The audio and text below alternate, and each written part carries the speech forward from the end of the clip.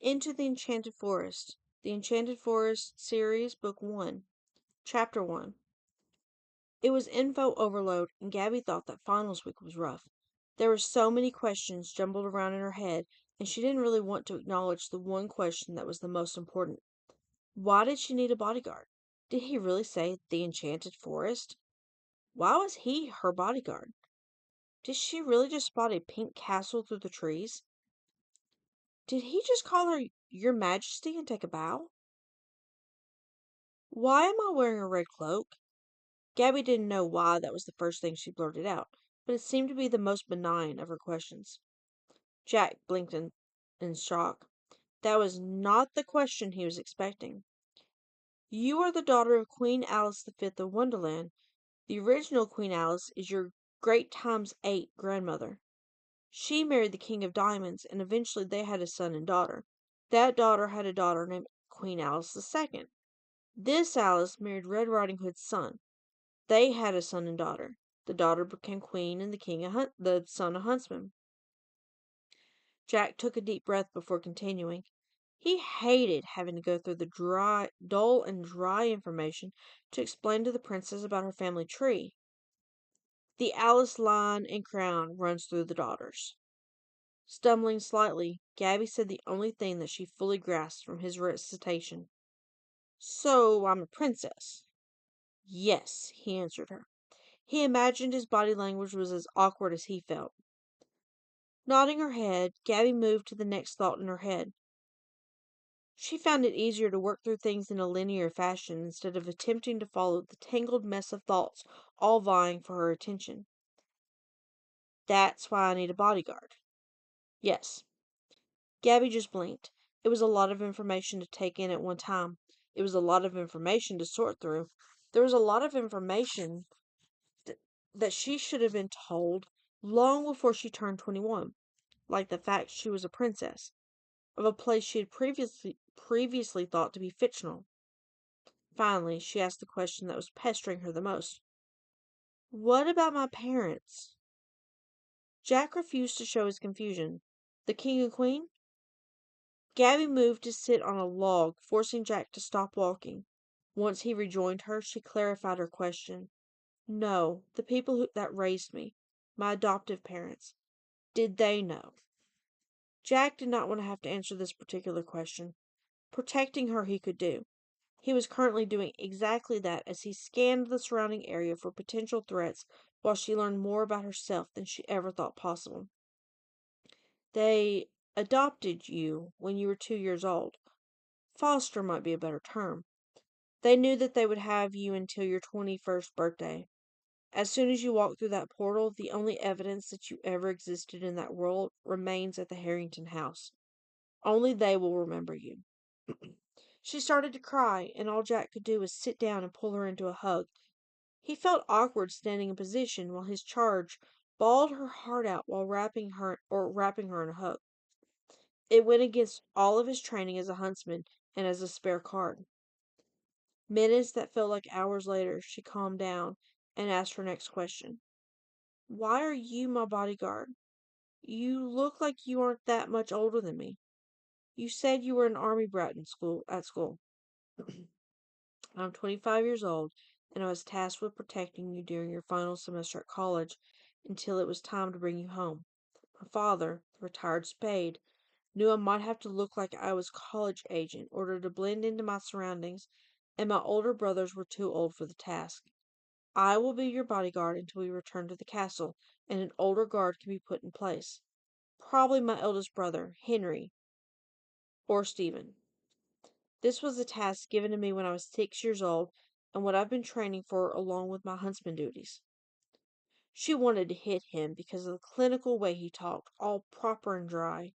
Why not you? You've been trained to be one of my bodyguards since you were 6 years old. Why wouldn't you continue with the job once I return to my rightful place? The end of her sentence left a slightly bitter taste in her mouth.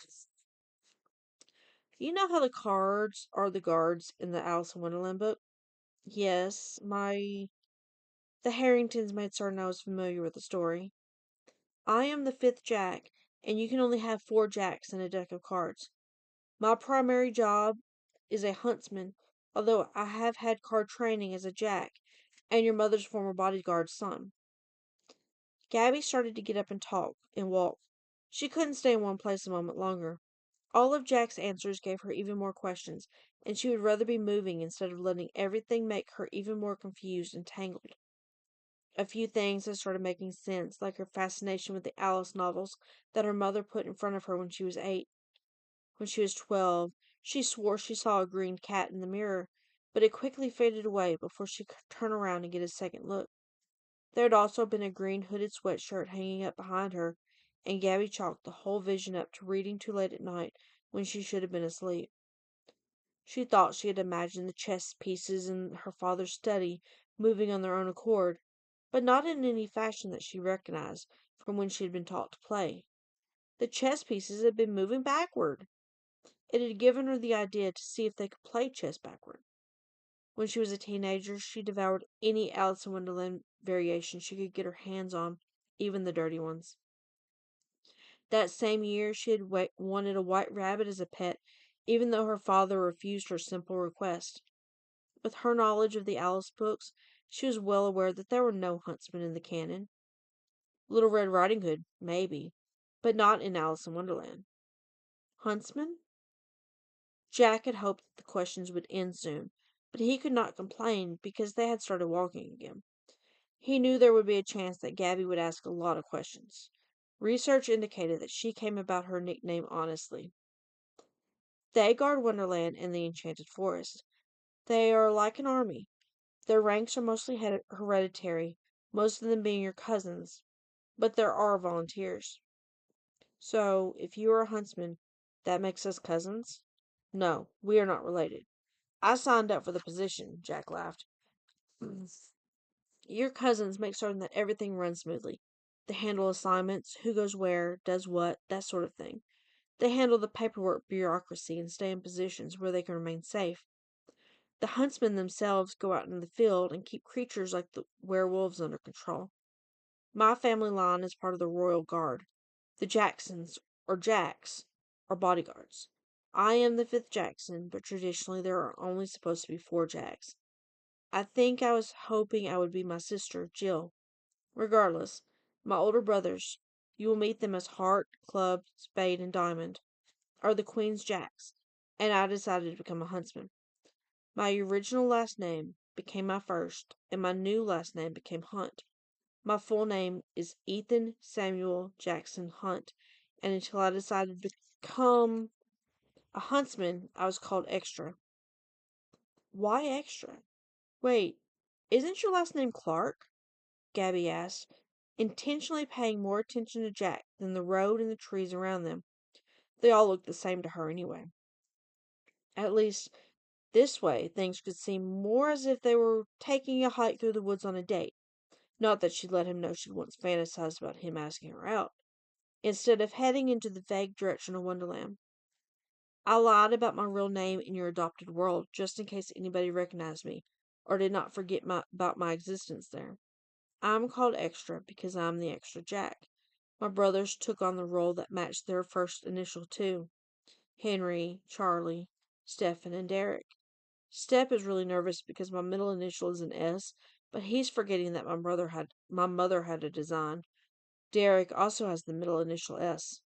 Jack rambled, trying to keep Gabrielle distracted from the way the trees were starting to press in on each other, and that the road was becoming rockier. She didn't seem to notice the changes to the landscape. It could be a problem later. For the first time, Gabby realized that she found somebody who could talk just as much as she could. "You talk a lot," she blurted out. Shaking his head, Jack carefully worded his response. "Yes, I do. I have a lot to explain to you. Is that a problem?" "No, it's fine," Gabby conceded. "It means I won't have to think about all of this yet." "But you will have to," Jack stated.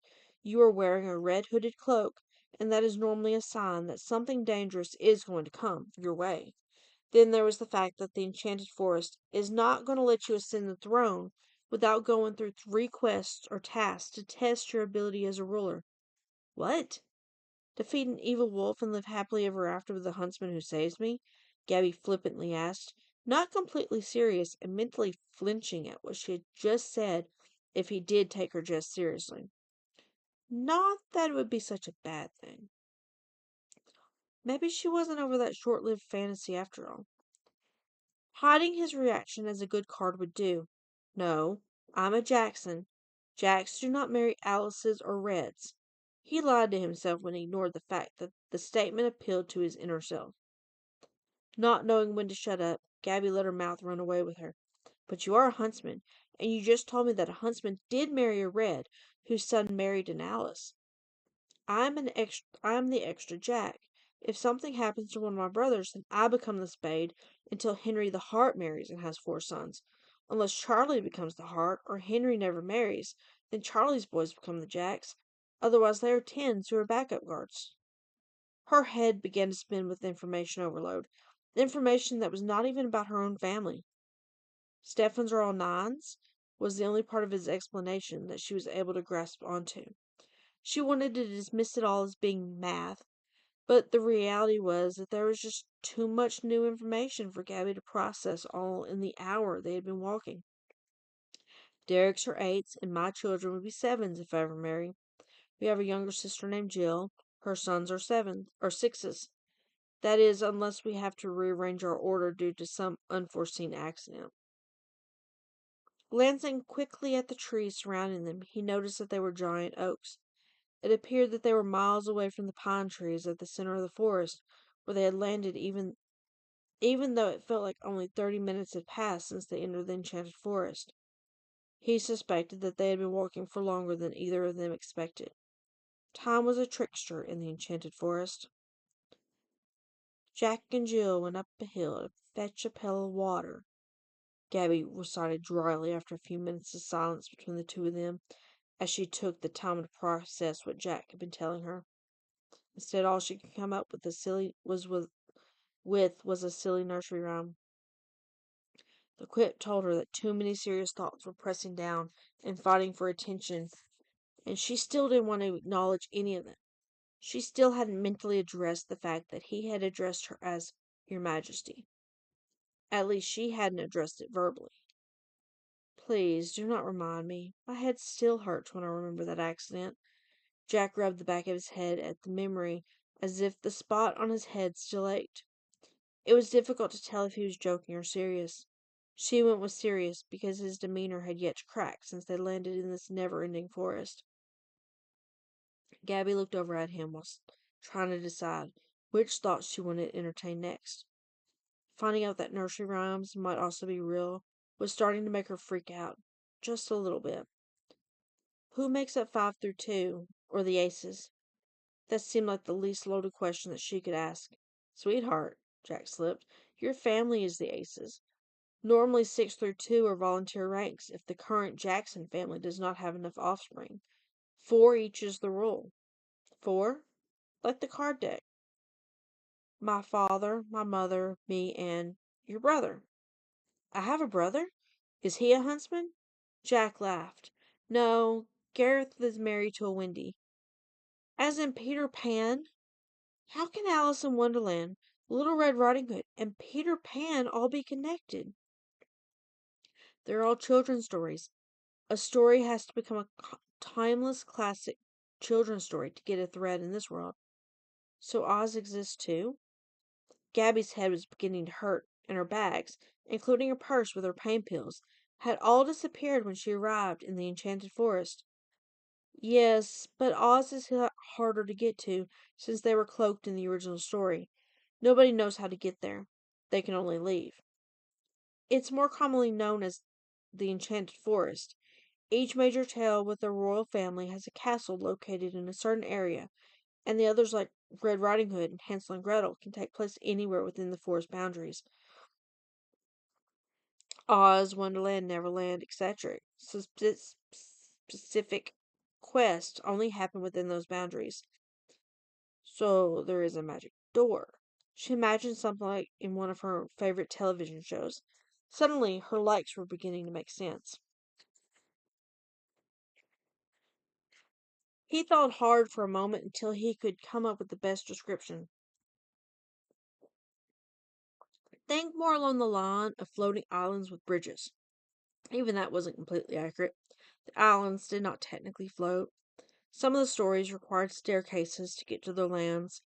One of the stories required a raft or a boat, but more used bridges, and it was easier to explain things simply. Reality once again returned, and Gabby had stopped looking at Jack as they talked. And people can travel freely between these lands? For the most part. There are some places that you do not want to go. That did not stop Jack from looking at her. He was looking at everything, including his princess, for a slight hint of distress or an upcoming quest. Why? There can be anything on these islands from talking animals, unexplored additions, or new additions mostly. That's really why Alice's, Wendy's, and a few other tales send their future rulers to Earth so that they can help identify these new lands when they return. So I could go to Green Gables. She thought back on one of her other favorite stories as a girl. I would not advise it. Stories set in real worlds like Anne of Green Gables are more on a time loop. If you get pulled in the story, you have to wait it out until the end of the story, or in this example series. You cannot permanently change the story. But one of Cinderella's princesses was curious, and she has been gone for almost 20 years now. The current Cinderella, Eleanor, thankfully already had a second daughter, and she is being trained as a future ruler just in case her first daughter does not make it back in time. So, no Harry Potter either? Gabby said sadly. Looking at the princess carefully, he asked her something that had puzzled him and the other huntsmen for years. Is that the one with the magic school and the Quidditch? Jerking her head in his direction, Gabby wondered how he learned about Hogwarts and Quidditch. Yes, how did you know? Releasing a sigh at finding out that she would be able to identify at least one of the new storylands, Jack carefully explained. A number 2 diamond just returned from there. He was thankfully only gone 6 months, but he told us about the Battle of the School. We have been waiting and hoping you can tell us the entire story. Why is it on a time loop? She had her suspicions, but wanted him to confirm them. Again, he started to put back some of the distance between them that had started to shorten, once he realized that she was a well-read princess. It takes place in England, and the elders decided to magically set it on a time loop until we knew what the story was about. Keep it on the time loop for the time being. Keep it on the loop for the time being, Gabby suggested after some thought. It'll be a 7-year loop, but I'm not entirely certain yet if the story would be completely safe to enter into randomly. She paused walking and looked around for the first time since they had left the town in the center of the forest. How much longer until we reached Wonderland? The trees were extremely close together, and things were beginning to look creepy with all the shadows lurking around every corner and behind every tree trunk. We are in the Enchanted Forest. The forest is deciding your tale before directing us further. All we can do is walk and wait until the forest decides on your trials. You might be an Alice princess, but you have a Goldilocks, a Gretel, and even a Little Mermaid prince. Your father, in fact, in your bloodlines. She was curious about his answer to her next question. It would reveal so much about her new home. Disney or Grimm Brothers' Little Mermaid. Somehow managing to keep regret from his expression, Jack answered her. Grimm Brothers, I'm afraid. Disney versions do not stick around here because they have not been around as long as the Grimm tales. He had been watching most of the Disney movies while he was shadowing Gabby, and regretted that the original tales had taken such deep roots into the forest's being. There was no telling when something would happen that could be as dark and gory as the Grimm tales. That was not a wise pairing, she whispered. Jack was too relieved to discover that she knew some of the original fairy tales, but resisted the urge to drill her knowledge. I know, but it was true love, and messing with that is even worse than something bad happening to an offspring. Interrupting him. Wait, my mother is the woman that the Little Mermaid's prince fell in love with? She hated knowing what the implications were if her mother was matched with another Tales ruler. Thankfully, it was his younger brother. Prince Ericssons cannot leave their boundaries, and the firstborn son has to relive the story each generation. And me? Prince Ericsson's cannot marry a princess in line for her own throne. It is that way in most of the lands. Only Prince Ericsson's, Cinderella's prince, and Snow White's prince own their own thrones. There is another prince that maintains a kingdom, but I cannot recall who it is right now. Snow White has evolved to be the younger sister of another princess, and we do not get many stepmothers amongst the royal families anymore, just in the minor tales, so sometimes a Snow White or Cinderella will pop up amongst them. Wasn't Cinderella's prince the one with the throne in that tale? But earlier you said that a Cinderella was being trained for the crown. Gabby was beginning to realize that not everything in the Enchanted Forest was obvious. That is complicated. There are Cinderella quests, but they are mostly to help Cinderella's sons and daughters find their potential significant other. Only on occasion does a Cinderella tale occur, but it is always obvious. Letting out a deep sigh as this new batch of information started setting in, Gabby stated, "This is complicated." Looking at Gabby and not at the path in front of them, Jack broke and grinned at the princess. "Just do not cross any bridge that has a red rope over it, and you will be fine." "Red rope?" He shrugged. Somebody from another world or realm brought the idea back here with them. At that moment, the road ended at a bridge with a red rope. Looking back behind them, the road had vanished, leaving them surrounded by the trees that were close enough that nobody and nothing could fit between them. They could only move forward. "I feel as if you brought this upon us," Gabby stated, staring at the blocked-off bridge. "Very likely," Jack agreed. "The Enchanted Forest can be very tricky and sly when it wants to be." A question popped into Gabby's mind. She asked cautiously, hoping he already knew the answer to her question. "What bridge is this?" His face dropping back into the Jack mask, his regretful tone was the only indicator that he felt something. "Unexplored, I'm afraid," he sighed. "Do I have to go alone?" She closed her eyes and hoped the opposite. Standing tall and steady, he had stopped fidgeting when he was 10. The brave Jack plastered on his bodyguard persona before answering her.